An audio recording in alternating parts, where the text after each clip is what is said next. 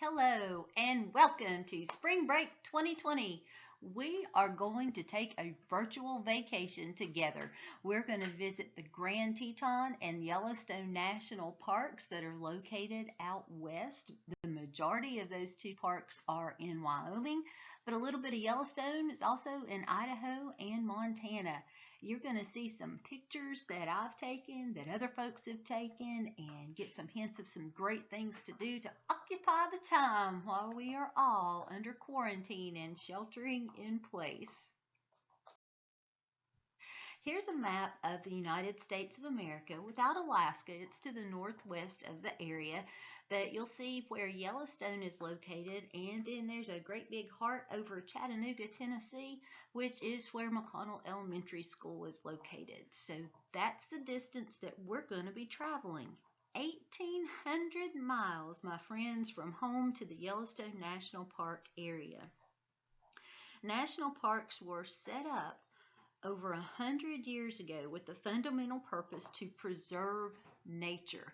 Not conserve it, that's wise use, but preserve it to keep it the way it is in its natural state for all to be able to enjoy it. Yellowstone National Park was set aside as a national park when Theodore Roosevelt was the president, and the National Park Service itself recently celebrated its 100th anniversary.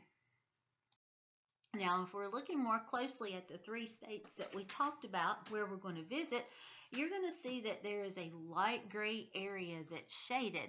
That light gray area itself is actually the entire Yellowstone ecosystem, and that means that it's areas including Yellowstone National Park itself, which is this square-ish area, and Grand Teton National Park, which is the lighter gray underneath it.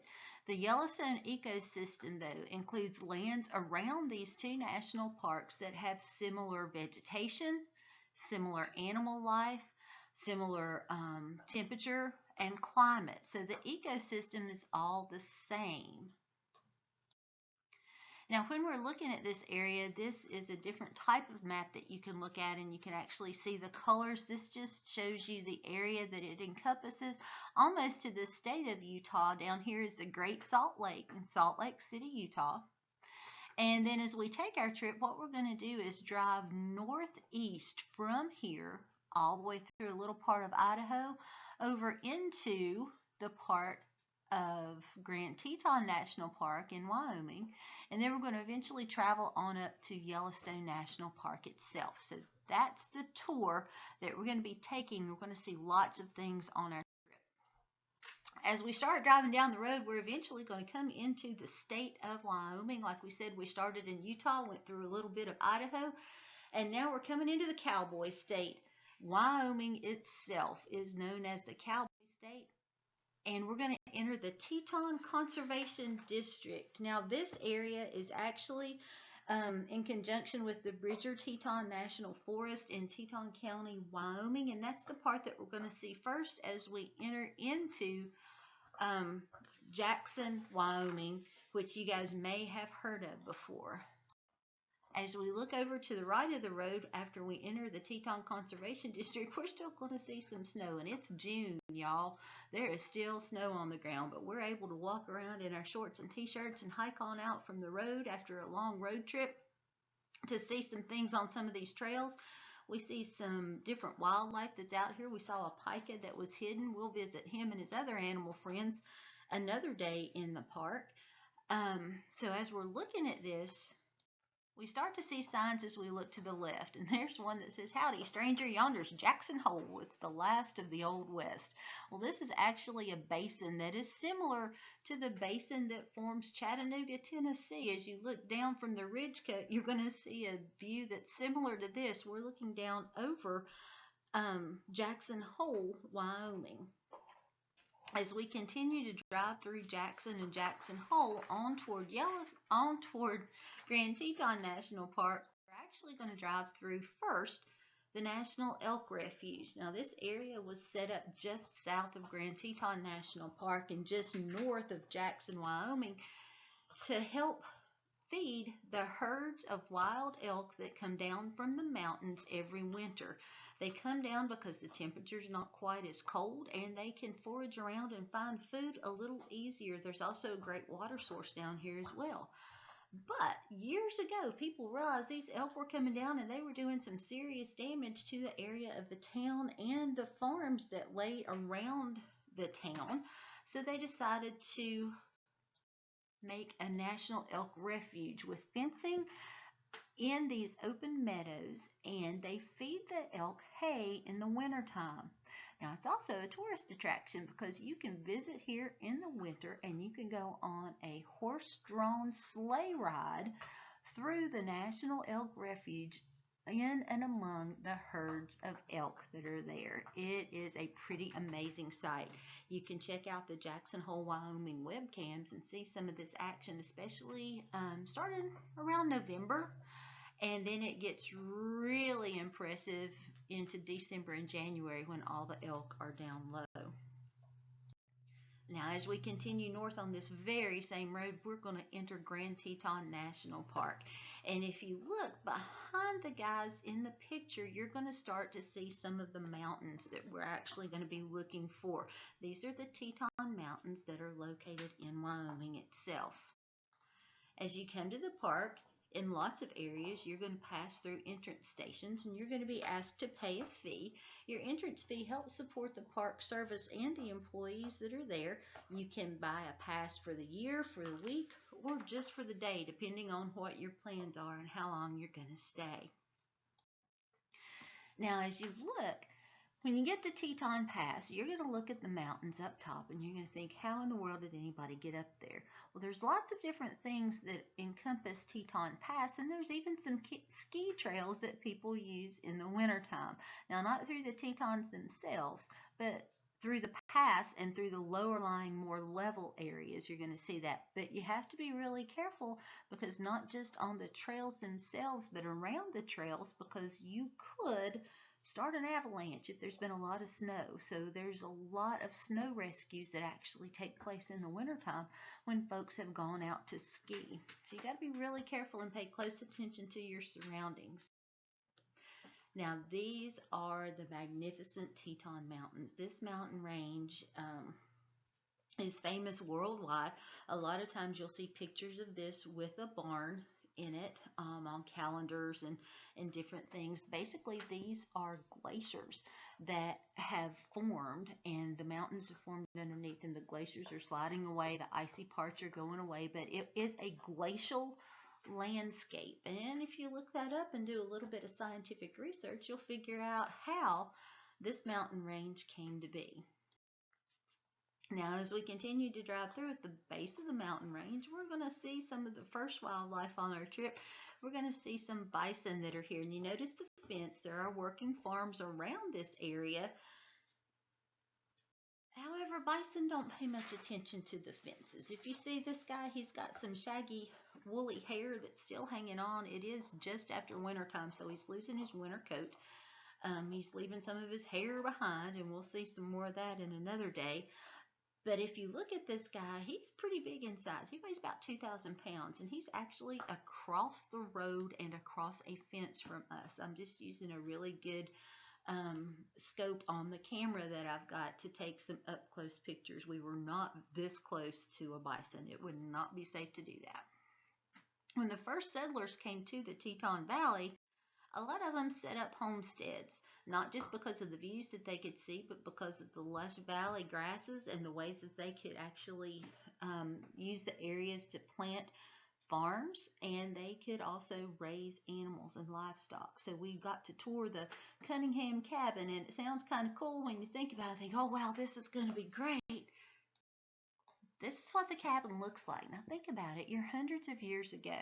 You're building a cabin to withstand tons of snow in the wintertime. So you've got to have a way to maintain your roof as well. Well, there were no shingles back then. Nobody had that. And the wood that you had was either used to build your house or burn your fire. So instead of putting that on top, they placed sod on top of the houses. And you can still see the grass growing on top of the sod that's there. The Park Service has helped to maintain this cabin, but this is all there was to it, y'all. It's got a great view. And that's about all you can say for it. This is the Cunningham cabin though, and it's part of Grand Teton National Park. As you continue to drive up, you're going to see different views of different mountains. This is Mount Moran. And this was like picture of the day one day when we were out there on our trip because of the reflection in the water. It's taken about 10 o'clock in the morning. But the reflection of the mountain in the water was just amazing. It's the Snake River that's actually running in front of that. And the Snake River runs all the way from Yellowstone all the way down through a great part of the Northwest. Now, along this area, we saw these signs, and when you see that, you need to pay close attention. There's a wildlife closure that was in effect from May 15th to July 15th, so we're right in the middle of it. We're right at the 1st of June when we're here, and this area is closed to hiking, to stopping, to walking around the road because of bear activity. And really, when you look past the signs, you just see a bunch of sagebrush and not much at all else. But bear can hide in there pretty well, and this entire area where that map is showing us where bear activity has been seen. And remember, y'all, this is when they're coming out of hibernation. They're a little hungry, they're a little cranky, they might be a little hangry, and then the mama bears are out there with the cubs as well. So you want to be sure you steer clear and obey the signs that are out there. Even though in the background it doesn't look like you can see anything, a bear could be hiding as close as one of those trees back there, and you wouldn't know it because of the vegetation at the bottom. Now, this is Coulter Bay, which is on up in the northern part of Grand Teton. People can take their boats in and ride around the lake that's there. Jenny Lake and Jackson Lake are both there. As you're looking though, and you've got to be really careful, and your boats actually have to be inspected before they can get in water. They do have rangers who are doing aquatic vehicle inspections to check and be sure that you're not bringing any foreign animals that aren't supposed to be in the national parks in, as well as leaving them. So any type of microscopic or larger organisms that are aquatic, that are foreign, things that aren't normally found in the waters in the national parks, if they find those, your boat's not going to be allowed to launch in any of the lakes there. That we have here in Chattanooga. It just looks a little bit different because it's out west, and the trees that you see in the foreground are lodgepole pine trees. And we'll be talking some more about those a little bit later on, and they're part of the ecosystem in Yellowstone. Here are some of the hoists that in years past were used to open the gates of the dam. These things were powered by a lot of special engineering that took place, and they rolled along to pull open the gates. It's not as systematic as it is these days when we look at how they open and close the locks at the dam at the Chickamauga Dam down here. It's a little bit different up there. You don't have the electricity. You've got to find another way to make things work. And so these are some of the ways that they used to open the gates to release the water through Jackson Lake. As we continue, we're going to move on up north and hit the John D. Rockefeller Memorial Parkway. And y'all, this is the parkway that takes us from Grand Tetons on into Yellowstone. And I knew when I saw that sign we were getting close to my favorite place in the world. And now we're here. We've hit the south entrance of Yellowstone. And we haven't quite hit the ranger station yet, but we've hit the south entrance. So we've come across the border. We are 6,886 feet above sea level. We'll still be climbing, and at some places we'll even cross back and forth at the Continental Divide while we're in Yellowstone itself. Now, rolling along the road that leads us to the south entrance, we've got the Snake River, and this river is really high at this time of year because of all the snow melt that's happened in the mountains up high, and the melt has caused the water level to increase. And so a lot of the places that we went and on some of the hikes, you'll see some of the levels of the water. It's really high and dangerous in some places, so you need to be extra careful when you're hiking. And again, there's some more of those lodgepole pines that we talked about earlier. Again, we'll chat about them here in just a second. We've finally made it. We've hit the iconic sign, our entrance to Yellowstone National Park. I can't wait to show you some of my most favorite places in here. But we're going to do a flashback to start with. We're going to flash back, and I want you to look at this area right here. When we're talking about Old Faithful, look how much red is around that area. This is a geyser basin area that's always hot anyway from underground. But Old Faithful Inn was declared a National Historic Landmark in 1987. In 1988, the fires got so close they were within a mile of Old Faithful Inn itself. So it was pretty scary at that time. The park was shut down. Firefighters were coming from all over the country to help fight these blazes. And here's what happened. This is what the park looked like afterward. Now, most of the time, national forests, national parks, you let the fires burn that are caused by nature, especially the lightning strikes, because there's a good reason for them. It helps regenerate the growth of the trees and the different things that are there. Now, if you look, remember the lodgepole pines that we talked about a few minutes ago? This is a lodgepole pine after a forest fire. You'll notice the bottom of the trees are burnt more, and at the top you can still see some of the pine cones that are there. But what happens during a fire is pretty interesting. The bottom understory of the forest, all the part on the ground, burns off. And there's nothing left but ashes and the pine cones that fall from the trees. The fire, or the heat from the fire, actually causes the pine cones to pop open and the seeds are released. And so in the ashes and the dirt, the seeds start to germinate, and the next year they start to grow. And y'all, about 3 years after the fires in 1988, there were trees that had already grown to be 4 to 5 feet tall in the areas that had been devastated by the fires. And you had the snags of the trees that had been burnt, along with the trees that were starting to repopulate and come back. And you can see some of the different heights of the trees there. Doesn't mean there's a fire all the time.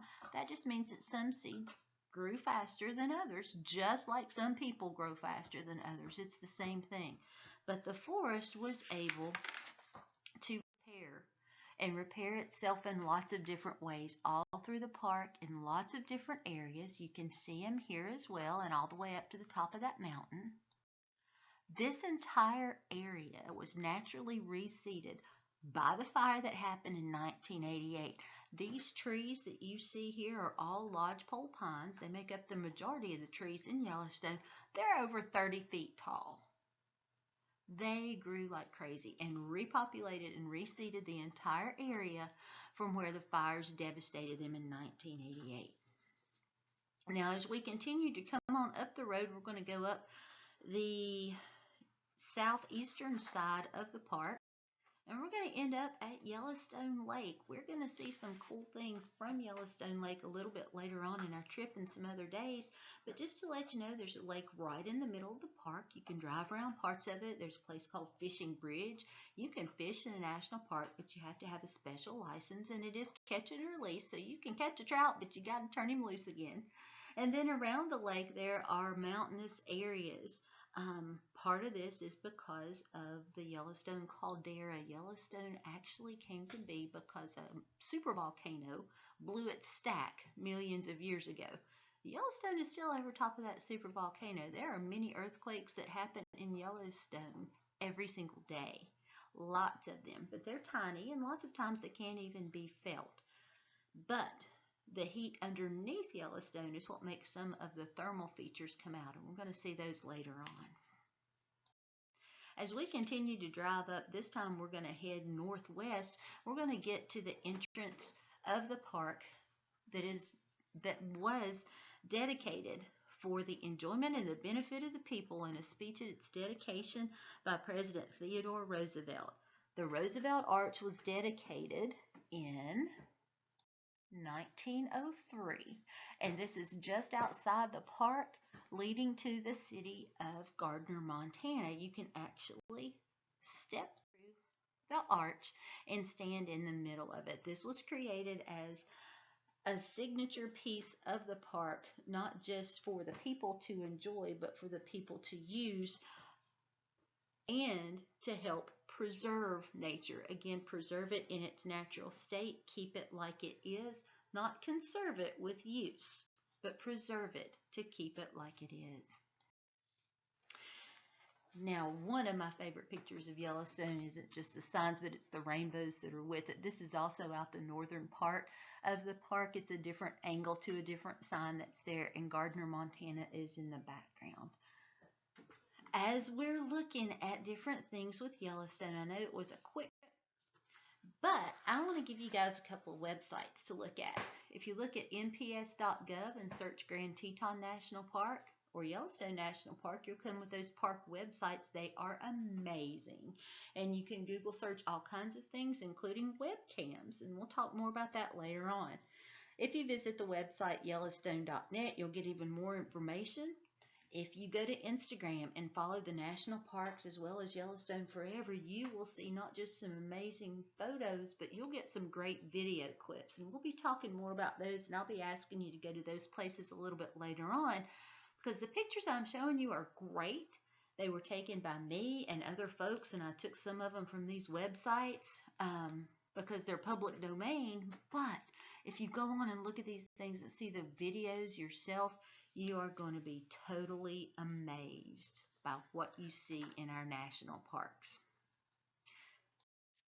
Now, there's also a place that you can go on nps.gov/teachers/classrooms, and what you'll find is the shield for the National Park Service. You'll notice if you've ever seen a park ranger, they have a badge and they have a shield, and this is what's on it.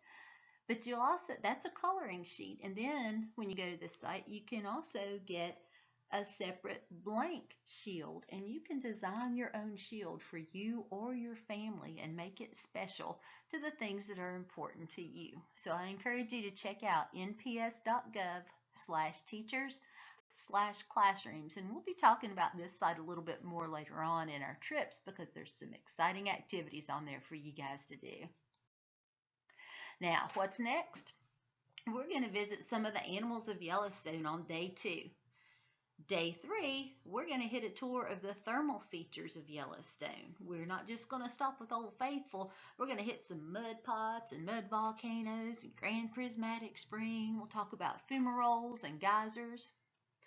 Then on day 4, I think it's going to be my favorite day, we're going to celebrate the 25th anniversary of the reintroduction of the gray wolf. It's going to be celebrated with pictures from 1995, as well as a read-aloud story by Jean Craighead George that she's written.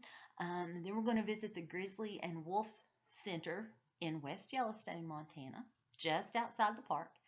And then on our last day, well, we're going to take a few hikes. You can't go to Yellowstone and Grand Tetons and just sit in your car all the time. You've got to get out and enjoy nature. So our pictures will take us on some hikes in Grand Teton and in Yellowstone, and we'll go on a horseback ride as well in the Gallatin National Forest.